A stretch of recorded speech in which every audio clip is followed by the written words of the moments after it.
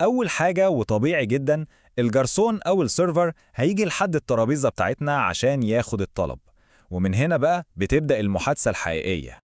في الغالب أول سؤال هنسمعه هو ده: Was darf es sein؟ جملة بسيطة خالص، نقولها تاني: Was darf es sein؟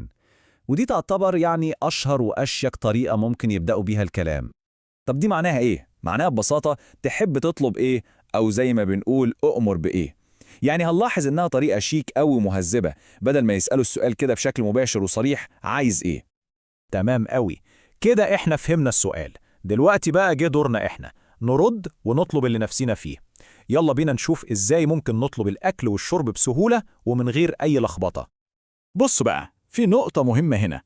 أوقات الجرسون بيقسم السؤال عشان يسهل علينا الدنيا. يعني ممكن يسأل الأول عن الأكل ويقول zum Essen، وبعدين يسأل عن الشرب ويقول zum Trinken. خدتوا بالكم من الشبه اللي بينهم؟ يبقى إيه؟ الخطوات بسيطة خالص. أول ما نسمع سؤال zum Essen اللي هو يعني بالنسبة للأكل، الرد على طول بيكون بالطلب، زي المثال اللي هنشوفه ده. فممكن نرد نقول حاجة زي كده: Ein Stück Kuchen bitte. وعايز أقول لكم على أهم كلمة في الجملة دي كلها، كلمة bitte اللي في الآخر دي، اللي معناها من فضلك. الكلمة دي يا جماعة بتفرق جدا في التعامل هناك. الترجمة الحرفية زي ما هو واضح هي قطعة كيك من فضلك. وأحلى حاجة في الموضوع ده إننا نقدر نستخدم نفس التركيبة بالظبط عشان نطلب أي حاجة تانية، قهوة بقى، كرواسون، أي حاجة تيجي في بالنا. كل اللي هنعمله إننا هنغير بس اسم الطلب. طيب طلبنا المشروب، قهوة أو شاي مثلا، غالبا جدا بعديها بيجي سؤال تاني عشان بس يعرفوا التفاصيل الصغيرة اللي احنا محتاجينها مع المشروب ده. السؤال ده بالذات هنسمعه كتير قوي لو طلبنا قهوة أو شاي: mit Milch und Zucker. وهو ببساطة كده بيسأل، ومعناه واضح طبعا، معاه لبن وسكر؟ هو مجرد سؤال بسيط ومباشر عشان يتأكدوا إن الطلب هيجيلنا بالظبط زي ما بنحبه.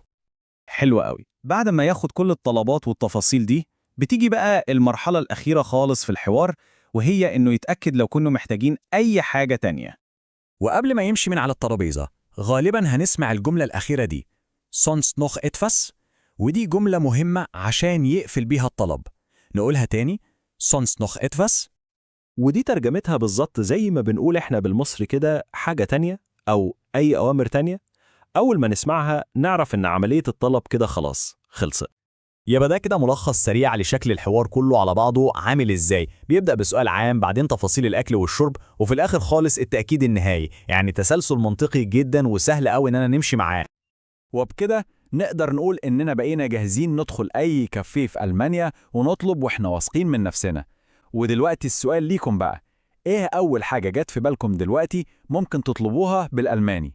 فكروا فيها كده.